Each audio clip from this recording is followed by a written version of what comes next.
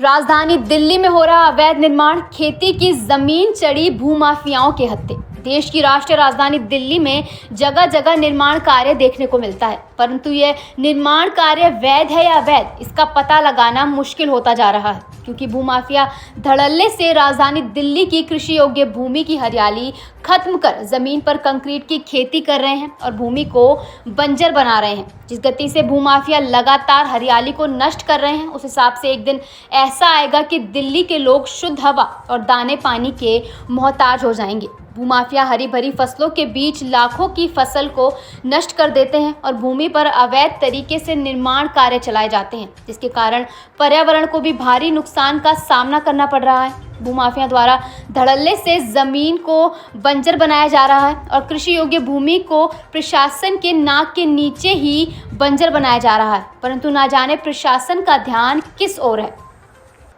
इस बार भूमाफिया बाहरी दिल्ली के बकौली, अलीपुर, जिंदपुर, हमीरपुर की कृषि योग्य भूमि को अपना शिकार बना इन जगहों पर अवैध तरीके से गोदाम बना रहे हैं। जिस प्रकार लगातार हरी भरी जमीन बंजर हो रही है और कंक्रीट की खेती कर राजधानी में जमकर अवैध निर्माण हो रहा है, इससे राजधानी का भविष्य भी बंजर होता नजर आ रहा है। राजधानी दिल्ली में पहले से ही ना तो पानी है और ना ही बिजली, दोनों की ही सप्लाई बाहरी राज्यों से की जाती है। और बात अगर कृषि योग्य भूमि की जाए तो राजधानी दिल्ली में कृषि योग्य भूमि की गिनती पिछले कुछ सालों से कम हो गई है और रही कसर कृषि योग्य भूमि पर अवैध निर्माणों की संख्या बढ़ाकर भूमाफिया पूरी कर रहे हैं।